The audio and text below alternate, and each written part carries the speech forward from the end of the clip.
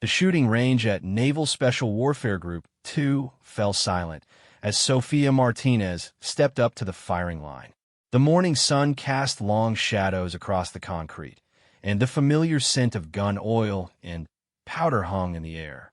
She could feel the weight of 23 pairs of eyes watching her every movement, some curious, others openly skeptical. Well, drawled Chief Petty Officer Jake Morrison, his voice carrying across the range with practiced authority. Looks like we got ourselves a real Annie Oakley here, boys. The comment drew snickers from several of the SEALs gathered behind the shooting stations. Morrison had been with the teams for 12 years, and his reputation as both a marksman and a skeptic was well established. Sophia kept her expression neutral as she adjusted her shooting mat. At 28, she had already spent 6 years as a Marine Corps sniper, but this was different. This was her first week as a civilian contractor with the Navy's Special Operations Training Program, and she knew that every shot, every word, every gesture was being evaluated. 2,000 meters is a hell of a distance for anyone, commented Petty Officer First Class Ryan Shun, his tone more diplomatic than Morrison's, but still carrying an undertone of doubt. Even with perfect conditions, that's pushing the limits of what most people can do. The target range stretched out before them like a moonscape, dotted with steel targets at various distances. The 2,000-meter mark seemed impossibly far, a small speck that required binoculars to see clearly. The wind was picking up from the northwest, creating variable conditions that would challenge even the most experienced shooters. "Ma'am, you sure you want to start at 2,000? Asked Sergeant Major Williams, the range safety officer. His weathered face showed concern rather than mockery. Most folks work their way up to that distance over months of training. Sophia finally spoke, her voice calm and measured. "I appreciate the concern, Sergeant Major, but I'd like to establish a baseline. If I'm going to be training your people, they need to know what I can do." The comment sparked immediate reaction among the gathered SEALs. Training their people? This civilian contractor, fresh from the Marine Corps, thought she was going to train Navy SEALs? The muttered conversations grew louder, and Sophia could pick out fragments of skeptical commentary. "Train us? Lady's got some serious confidence issues," someone whispered. "2 tours in Afghanistan doesn't make you Superman," another voice added. Morrison stepped closer, his arms crossed over his chest. "Miss Martinez, with all due respect, most of us here have been doing this since you were probably learning to drive. What makes you think you can teach us anything we don't already know?" Sophia looked up from her rifle setup, meeting Morrison's gaze directly. "Chief Morrison, I'm not here to prove I'm better than anyone. I'm here to share what I've learned and maybe learn something myself. But if we're going to work together, we need to establish mutual respect. Respect is earned on the range," Morrison replied. "Talk is cheap out here." The challenge was clear, and Sophia understood that this moment would define her entire relationship with the team. She had faced similar situations throughout her military career, but never with stakes quite this high. Her contract with Naval Special Warfare represented a significant career opportunity, and failure here would likely mean the end of her civilian contracting aspirations. Lieutenant Commander Sarah Torres approached from the observation tower. As the training program director, she had been watching the interaction with growing concern. Torres was one of the few female officers in the special operations community, and she understood the additional pressure that Sophia faced. "Gentlemen, let's remember why we are here," Torres said, her voice carrying the authority of rank and experience. "Miss Martinez comes to us with an exceptional record. 2 Bronze Stars, a Navy Cross, and more confirmed kills than most of you will see in your entire careers." The mention of the Navy Cross raised eyebrows throughout the group. It was one of the highest decorations for valor, rarely awarded to Marines, and almost never to snipers operating in support roles. Several of the SEALs exchanged glances, their expressions shifting from skepticism to curiosity. "Navy Cross?" asked Petty Officer Second Class Marcus Thompson. "What was that for?" Torres looked to Sophia, who nodded slightly. "Helmand Province, 2019. Miss Martinez provided overwatch for a SEAL extraction team that had been pinned down by insurgent forces. She held off 3 separate assault waves for over 4 hours, allowing the successful extraction of 8 wounded operators. The range grew quieter as the implications of Torres' words sank in. Supporting SEAL operations was serious business, and anyone who had earned their respect in combat deserved consideration. But Morrison wasn't ready to back down completely. "That's impressive, no doubt," he said. "But combat shooting and precision shooting are 2 different animals. What's your longest confirmed kill shot?" Sophia adjusted her scope settings as she answered. 1,847 meters. Taliban commander in a compound near Sanjin. Single shot, center mass. The number drew nods of approval from several team members. Anything over 1,500 meters was considered exceptional, and 1,847 meters put Sophia in very exclusive company among American military snipers. But that's still short of 2,000, Morrison pointed out. "You've never actually made a shot at the distance you're claiming you can hit today." "No," Sophia admitted, settling into her shooting position. "I haven't. But I've been preparing for this opportunity for 6 months. Sometimes you have to reach beyond your proven limits to discover what you're really capable of." The honesty of her admission seemed to surprise some of the observers. Most people in her position would have exaggerated their experience or avoided the question entirely. But Sophia's direct approach earned grudging respect from several team members who appreciated straightforward communication. Weather conditions were becoming increasingly challenging. The wind had picked up to a steady 15 knots from the northwest, with gusts reaching 20 knots. The temperature was rising as the morning progressed, creating thermal layers that would affect bullet trajectory. These were exactly the kind of conditions that separated amateur shooters from true professionals. "Conditions are getting rough," observed Chief Petty Officer David Kim, the team's designated marksman instructor. "Thermals are going to be dancing pretty good by the time that bullet gets downrange." Sophia nodded, pulling out a weather meter to check current conditions. Wind speed, direction, temperature, humidity, barometric pressure, all of these factors would influence her shot. She began making calculations on a small notepad, cross-referencing wind readings with known ballistic data for her rifle and ammunition combination. "What are you shooting?" asked Thompson, his earlier skepticism replaced by professional curiosity. "Custom .338 Lapua Magnum," Sophia replied without looking up from her calculations. "Berger 300-grain OTM bullets, Federal brass, Hodgdon powder. I hand-load all my precision ammunition to specific tolerances." The rifle itself was a work of art, a custom-built precision instrument that had cost more than most people's cars. The barrel was a Bartlein stainless steel match grade, hand-lapped to mirror finish. The stock was a Macmillan A5 with adjustable cheek piece and length of pull. The scope was a Schmidt and Bender 5-25x56 mm with custom turrets calibrated specifically for Sophia's ammunition. "That's some serious hardware," commented Kim. "What kind of groups does it shoot?" "Quarter MOA at 100 yards with match ammunition," Sophia answered. "I've got it zeroed at 200 yards, which gives me the best trajectory curve for long-range work." Several team members moved closer to examine the rifle. Even Morrison seemed impressed by the quality of the equipment, running his fingers along the precisely bedded action and admiring the custom trigger work. "Mind if I ask what that setup cost?" asked Chun. "About $12,000 for the rifle, another $4,000 for the scope," Sophia replied, "plus another $2,000 in custom work and modifications. It's not cheap, but precision costs money." The investment level surprised many of the observers. While military snipers worked with excellent equipment, they rarely had the opportunity to customize their weapons to this degree. Sophia's rifle represented the kind of precision instrument that only serious competitive shooters or dedicated professionals could afford. As Sophia continued her preparations, the gathered SEALs found themselves drawn into the technical aspects of extreme long-range shooting. Questions flew about bullet drop compensation, wind reading techniques, and atmospheric effects on ballistic performance. Despite their initial skepticism, They were beginning to appreciate the complexity of what Sophia was attempting. "How do you calculate for Coriolis effect at that distance?" asked Petty Officer 3rd Class James Rodriguez, the newest member of the team.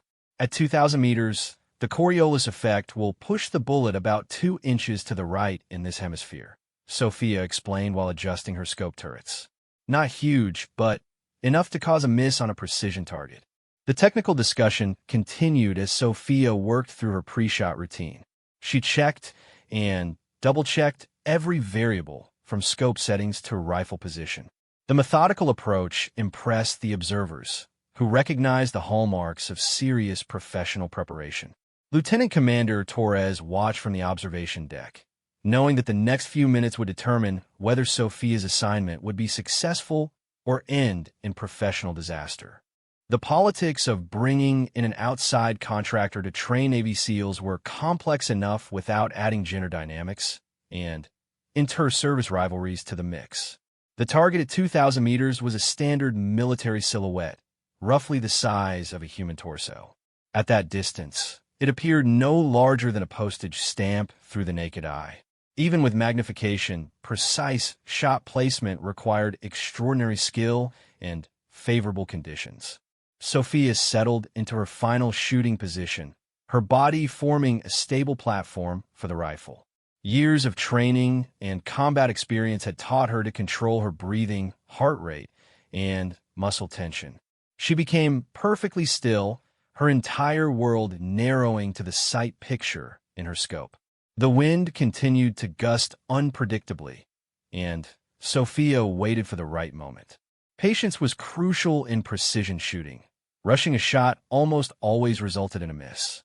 She watched the wind indicators downrange, looking for a lull in the variable conditions. Behind her, the gathered SEALs had grown quiet. Whatever their initial opinions about Sophia's presence, they all understood that they were about to witness something special. 2,000 meters was a distance that commanded respect from any serious shooter, regardless of their background or experience level. The silence on the range was broken only by the occasional gust of wind and the distant sound of waves crashing against the coastal bluffs. Sophia had been in position for nearly 10 minutes, waiting for the perfect moment to take her shot. The gathered SEALs watched with growing respect as she demonstrated the patience that separated true marksmen from casual shooters. "She's actually waiting for the wind," whispered Rodriguez to Chun. "Most people would have pulled the trigger 5 minutes ago." Chun nodded, his earlier skepticism now replaced by professional interest. "Look at her breathing pattern. Perfectly controlled. That's not something you can fake." Through her scope, Sophia could see the target clearly despite the tremendous distance. The magnification brought it close enough to distinguish individual features of the silhouette, but the image wavered slightly due to atmospheric distortion and heat mirages beginning to form as the morning warmed. Her wind reading was critical at this distance. She observed the grass movement at various points downrange, noting how the vegetation bent and swayed in response to changing air currents. Wind speed and direction could vary significantly between her position and the target, creating complex ballistic challenges that required experience and intuition to solve.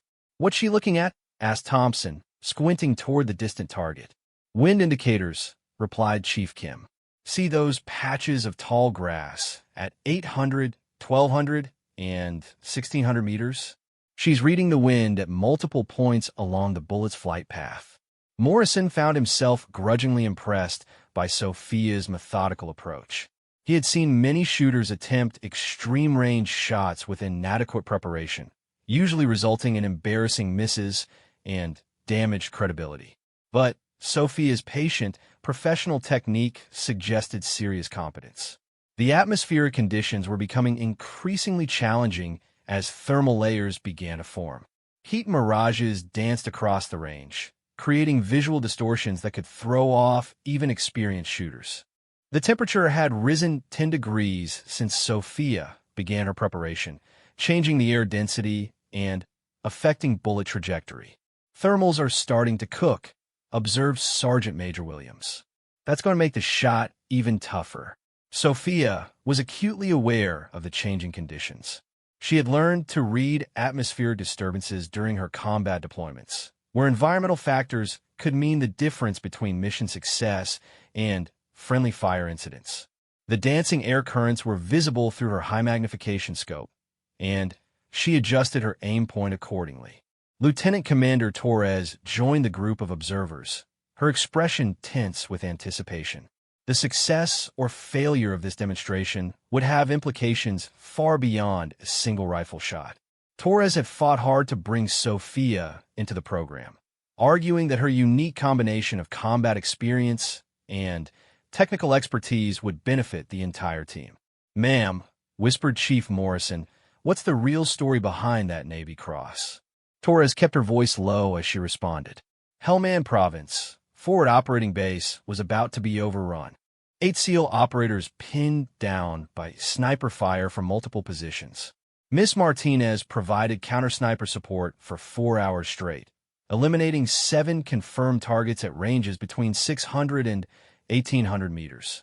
The details painted a picture of sustained precision under extreme pressure. Counter-sniper operations required not just marksmanship skill, but also the ability to locate and engage hidden targets while under direct fire. It was among the most challenging missions any sniper could face. 7 confirmed kills in 4 hours? Asked Chun. While taking incoming fire? The after-action reports described it as some of the finest precision shooting they'd ever witnessed, Torres continued. 3 of those kills were moving targets. 2 were through building materials. 1 was a shot that ricocheted off a concrete wall to hit a sniper who was using civilians as cover. The gathered SEALs exchanged glances, their respect for Sophia's combat credentials growing with each detail. Ricochet shots required an almost supernatural understanding of ballistics and geometry, while shooting through materials demanded precise knowledge of how different substances affected bullet performance. Back at the firing line, Sophia finally found the atmospheric window she had been waiting for. The wind had settled into a more predictable pattern, and the thermal disturbance had momentarily calmed. Her crosshairs settled on the target's center mass, and she began her final breathing sequence. The rifle was a natural extension of her body after years of training and combat use. She knew exactly how the trigger would break, precisely when the firing pin would strike the primer, and exactly how the recoil would affect her sight picture. Everything had become automatic through thousands of hours of practice. Her finger found the trigger's first stage, removing all slack from the mechanism. The second stage required only 3.5 pounds of straight back pressure to fire the rifle. She controlled her breathing, exhaling halfway and holding steady as her body relaxed into the shooting position. The moment of truth arrived as the wind indicators showed favorable conditions across the entire range. Sophia's crosshairs aligned perfectly with the target's center. Her breathing stopped at a natural respiratory pause, and her trigger finger applied smooth, consistent pressure. The rifle fired with a sharp crack that echoed across the range, followed immediately by the distinctive whistle of a high-velocity bullet cutting through the air. The .338 Lapua Magnum cartridge propelled the 300-grain projectile at over 2,800 feet per second, beginning its 3-second journey toward the distant target. Everyone on the range followed the bullet's trajectory through binoculars and spotting scopes, watching for the telltale dust cloud that would indicate impact. The silence was absolute as 24 people held their breath, waiting to see whether Sophia's shot would connect with its target. At this distance, the bullet would drop over 40 feet during its flight, requiring Sophia to aim well above the target to compensate for gravitational effects.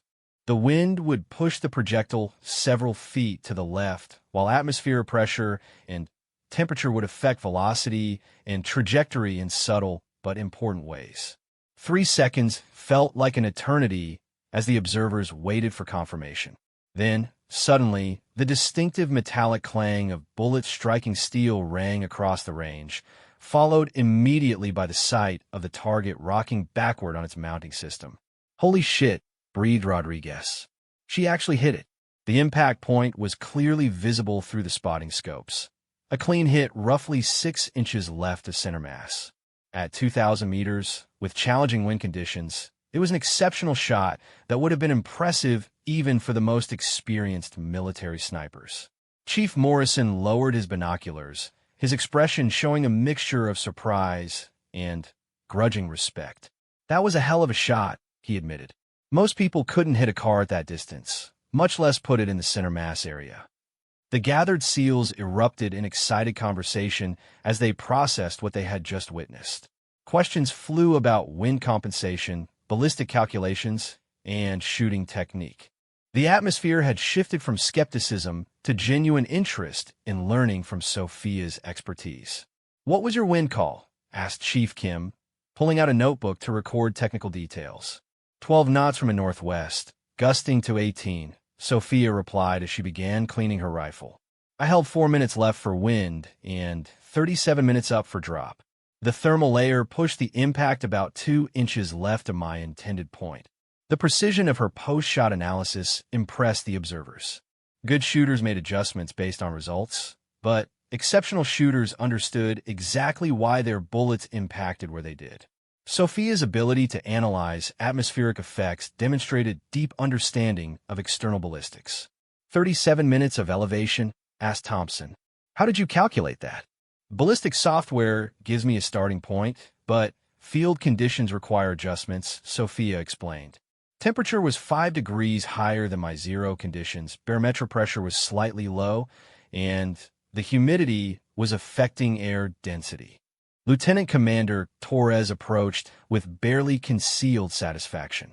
The demonstration had exceeded her expectations, providing clear evidence that Sophia's technical knowledge matched her combat reputation. The political challenges of bringing in an outside contractor would be much easier to manage with this kind of performance backing up her credentials. "Outstanding shooting," Torres said formally, but her smile revealed genuine pleasure at Sophia's success. "I think that establishes your credibility with the team." Morrison stepped forward, extending his hand toward Sophia. "Ma'am, I owe you an apology. That was professional-level shooting, and I was out of line with my earlier comments." Sophia accepted the handshake with a slight nod. "No apology necessary, Chief. Healthy skepticism keeps everyone honest. I would have reacted the same way in your position." The gracious response further improved Sophia's standing with the team. Military professionals respected competence, but they valued humility and professionalism even more. Sophia's willingness to acknowledge Morrison's legitimate concerns while demonstrating her capabilities had won over most of the observers. "So what's next?" asked Chun. "Can you do that consistently? Or was that a lucky shot?" Sophia smiled for the first time that morning. "Why don't we find out? I brought enough ammunition for a full training session." The challenge was clear, and the gathered SEALs realized they were about to receive a masterclass in extreme-range marksmanship. What had begun as a skeptical evaluation of an unwanted contractor had evolved into an opportunity to learn from someone with exceptional skills and hard-won combat experience. As Sophia began preparing for her second shot, the atmosphere on the range had completely transformed. The initial hostility and skepticism had been replaced by professional curiosity and genuine respect. She had passed the first test, but the real work was just beginning. The second shot came 30 minutes later, after Sophia had allowed her rifle barrel to cool and the atmospheric conditions to stabilize. This time, the gathered SEALs watched with the intensity of students rather than skeptics.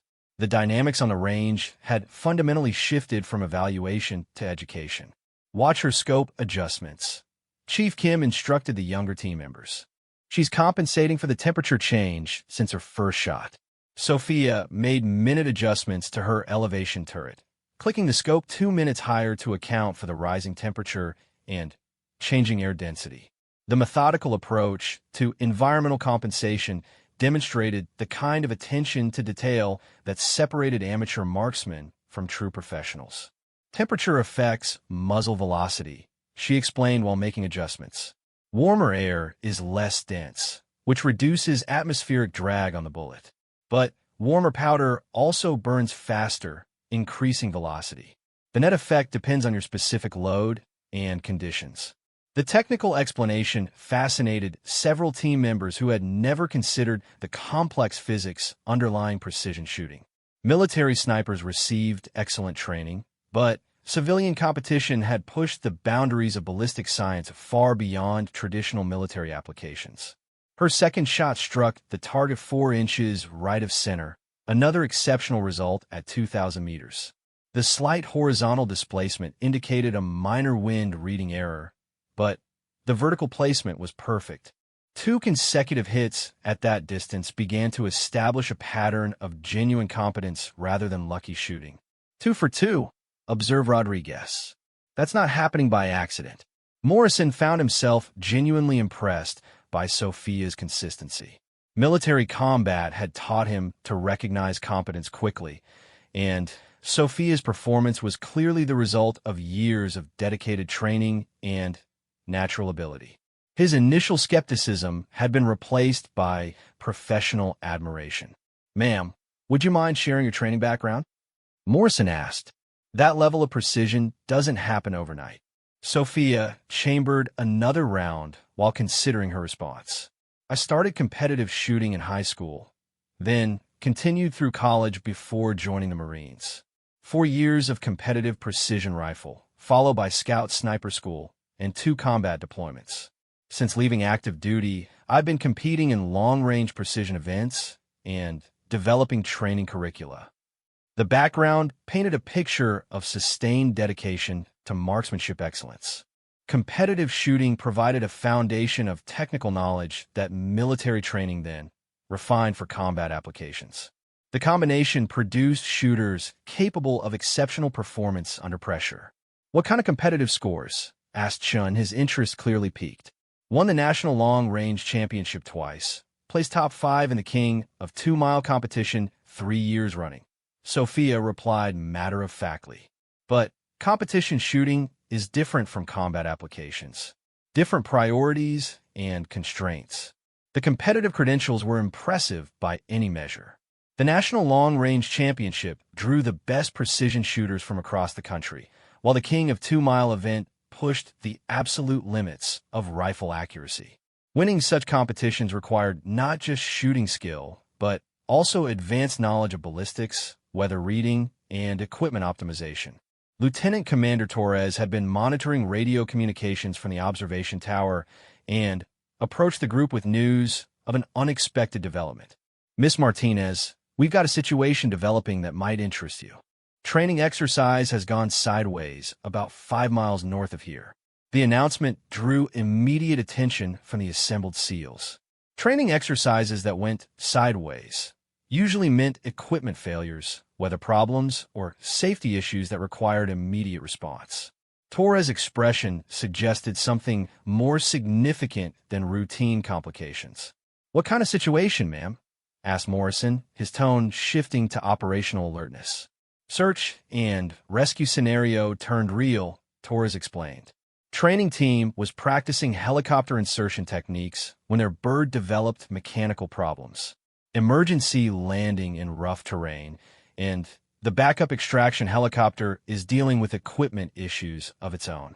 The implications were clear to everyone present. A training exercise had become an actual emergency, with personnel potentially stranded in difficult terrain while rescue assets were degraded. Such situations required immediate response with available resources, regardless of their original mission parameters. "How many personnel?" Sophia asked, her military background automatically engaging with the tactical problem. 6 operators plus 2 air crew, Torres replied. "No injuries reported, but they're in a box canyon with limited landing zones for extraction. Weather is deteriorating, and the backup helicopter won't be ready for at least 3 hours." Sophia was already calculating distances and angles in her head. 5 miles north would put the stranded team well within the range of her rifle system, assuming line of sight was available from elevated positions in the area. If hostile forces were present, Precision Overwatch could provide critical support during extraction operations. "Ma'am," Morrison interjected, Is this a real emergency or still part of the training scenario? Real emergency, Torres confirmed. Training scenarios don't include mechanical failures and degraded extraction assets. We're looking at multiple backup plans while engineering works on the primary extraction helicopter. The gathered SEALs immediately shifted into operational mode, their training and experience automatically engaging with the emerging situation. Questions flew about terrain features, weather conditions, available assets, and potential courses of action. The informal training session had suddenly become a real-world problem-solving exercise. Sophia found herself included in the tactical discussion as the team considered various options. Her demonstrated marksmanship skills, combined with her combat experience, made her a valuable asset for any operation requiring precision fires or overwatch capabilities. "What's the terrain like around the landing site?" she asked, pulling out a topographical map from her equipment bag. Torres spread the map across a nearby shooting bench, pointing to a location marked with red ink. "Box Canyon here, steep sides on 3 sides, narrow opening to the south. Good defensive position, but limited extraction options." Sophia studied the terrain features, noting elevation changes and potential firing positions. The map showed several hills and ridgelines that could provide elevated shooting positions with clear lines of sight to the canyon area. Her mind automatically calculated ranges and angles, developing potential overwatch positions that could support extraction operations. "These ridgelines here and here," she said, pointing to specific locations on the map. "Either one would give excellent overwatch of the entire canyon. Range would be between 1,800 and 2,200 meters, depending on exact positions." Chief Kim leaned over the map, following Sophia's analysis. "You're talking about providing sniper overwatch from outside the immediate area. Interesting tactical option, especially if we're dealing with time constraints on the extraction." The concept was sound from a military perspective. Precision overwatch allowed small teams to control large areas, providing security and reconnaissance capabilities that would otherwise require much larger forces. A single skilled marksman in an elevated position could observe and engage threats across several square miles of terrain. "What about weather effects at those ranges?" asked Thompson, remembering Sophia's earlier technical discussions. "Wind will be challenging in hill country," Sophia admitted. "Terrain features create unpredictable air currents. But if visibility holds, it's definitely manageable with the right equipment and preparation." Torres had been listening to the tactical discussion while monitoring radio communications about the developing situation. The backup helicopter was experiencing more serious problems than initially reported, and the timeline for extraction was extending beyond acceptable limits. "Miss Martinez," Torres said after concluding a radio conversation, "how would you feel about providing actual operational support? This isn't training anymore. We've got people who need help, and your capabilities might make the difference." The question hung in the air as everyone present realized that Sophia's demonstration had evolved into something much more significant. Her civilian contractor status complicated matters, but her proven abilities and combat experience made her an invaluable asset for the emerging operation. "Ma'am, I'm ready to help however I can," Sophia replied without hesitation. "What do you need?" Morrison stepped forward, his earlier antagonism completely forgotten in the face of operational necessity. "If we're doing this, we need to move fast. Weather window is closing, and those people have been sitting in that canyon for almost 2 hours already." The gathered SEALs began organizing themselves into teams, their training automatically engaging with the requirements of the developing mission. Equipment was checked, communications established, and transportation arranged with the efficiency that marked professional military units. Sophia began packing her shooting gear with practice speed, selecting only the essential items needed for mobile operations. Her rifle, ammunition, spotting scope, weather instruments, and ballistic computer fit into a compact pack designed for rapid deployment in field conditions. "What about ammunition?" asked Chen. "How many rounds are you carrying?" 60 rounds of match-grade .338 Lapua, Sophia replied. "More than enough for Overwatch operations." If I need more than 60 rounds, something has gone seriously wrong with the tactical situation. The comment drew nods of agreement from the experienced operators. Precision Overwatch missions typically required only a few well-placed shots, if any shooting was necessary at all. The primary value was observation and deterrence rather than sustained fire support. As the team prepared to deploy, Sophia found herself fully integrated into the operational planning process. Her demonstrated competence had earned immediate acceptance from operators who might otherwise have questioned a civilian contractor's involvement in actual missions. The morning's shooting demonstration had become something far more significant than anyone had anticipated. The helicopter insertion went smoothly despite deteriorating weather conditions. Sophia found herself seated between Chief Morrison and Petty Officer Chun, her rifle case secured in the aircraft cargo area. The three-person Overwatch team had been tasked with establishing a high-altitude observation post overlooking the canyon where the stranded team waited for extraction. 2 minutes out, announced the crew chief over the aircraft's internal communications system.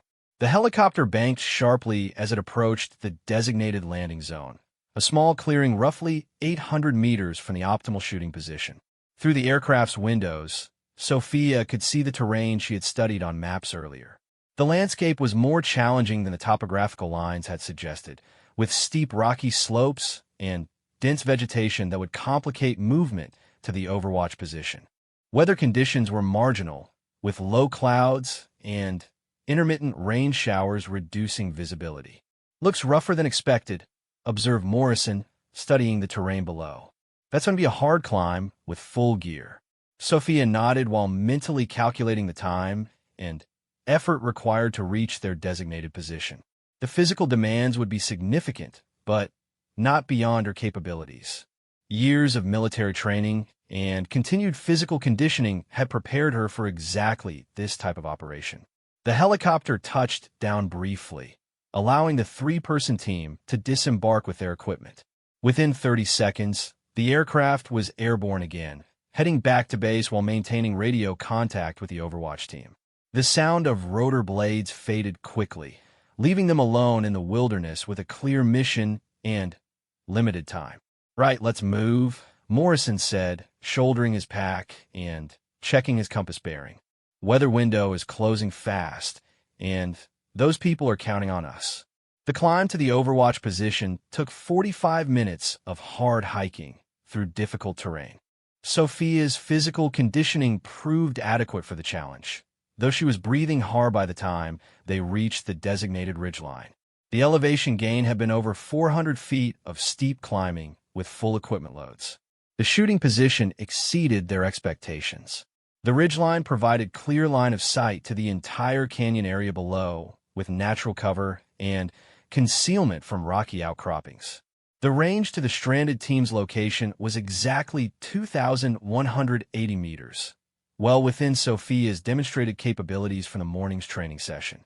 "Perfect position," Morrison said, surveying the tactical situation through binoculars. "We can see everything from here, and they can't see us." Classic Overwatch setup. Sophia began establishing her shooting position with practiced efficiency. The rocky terrain provided a stable shooting platform that required minimal modification. Her rifle bipod deployed smoothly, and she adjusted the legs to achieve perfect height and alignment with the target area below. Chun set up the team's communications and observation equipment while Morrison established security and coordination procedures. The Overwatch position commanded excellent visibility over several miles of terrain, allowing them to monitor multiple approach routes and potential threat areas. "Base, this is Overwatch 1, Morrison reported over the radio. "In position and ready to provide support. Visibility is good. Range to friendly positions is 2,180 meters. Standing by for extraction coordination." The response came immediately from Lieutenant Commander Torres, who was coordinating the operation from base headquarters. "Overwatch 1, be advised that extraction helicopter is still experiencing mechanical problems. Estimated time for alternate extraction asset is 90 minutes. Stand by for further instructions. The news meant a longer wait than originally planned, but it also increased the importance of their Overwatch mission. Extended time on the ground increased the risk that hostile forces might discover and threaten the stranded team. Sophia's precision capabilities provided critical security for an operation that was becoming more complex by the hour. Through her rifle scope, Sophia could clearly see the stranded helicopter and personnel in the canyon below. The aircraft had made a controlled emergency landing in a relatively flat area, but it was obviously unable to fly. The 8-person crew had established a defensive perimeter and appeared to be in good condition despite their circumstances. I count 8 personnel in defensive positions around the aircraft, Sophia reported. No visible injuries or immediate threats. They're following standard procedures for a forced landing situation. Morrison confirmed her observations through the spotting scope, while Chun monitored multiple radio frequencies for updates on the extraction situation. The coordination between the 3 team members demonstrated the kind of professional competence that made special operations units effective in complex scenarios. Weather conditions continued to deteriorate as afternoon storms moved through the area. Visibility decreased significantly as clouds descended and rain showers became more frequent. The changing conditions would complicate both the Overwatch mission and eventual extraction operations. Visibility dropping fast, Chen observed, studying weather reports on his tablet computer. We might need to consider alternate extraction plans if this keeps up. Sophia adjusted her scope settings to compensate for the reduced light conditions. The high-quality optics remained functional in marginal visibility, but target identification would become increasingly difficult as conditions worsened. She began considering contingency plans for different weather scenarios. The radio crackled with an urgent transmission from the stranded team in the canyon. Base, this is Rescue 7. We have movement on the South Ridge Line, approximately 1 kilometer from our position. Request immediate support. Morrison responded immediately. Rescue 7, this is Overwatch 1. We have eyes on your position. Confirm movement on South Ridge Line. We are investigating. Sophia swiveled her rifle toward the reported area, scanning the terrain through her scope for signs of activity.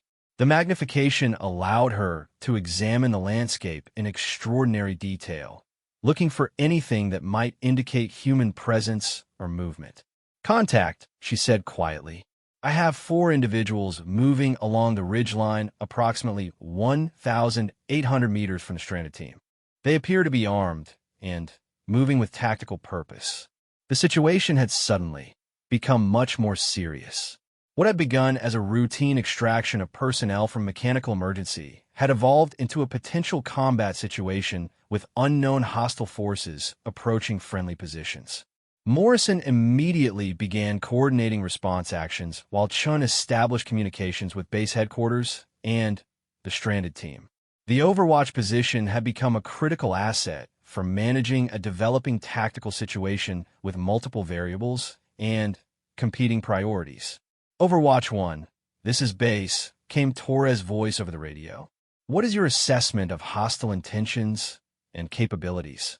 Sophia continued her detailed observation while Morrison handled communications. Through her scope, she could clearly see the 4 individuals moving deliberately toward positions that would overlook the canyon. Their movement patterns and equipment suggested military or paramilitary training rather than casual hikers or hunters. For personnel with military-style equipment and weapons, Sophia reported, movement patterns suggest tactical training. They're positioning themselves to observe or engage the stranded team's location. The assessment painted a clear picture of potential threat that required immediate response.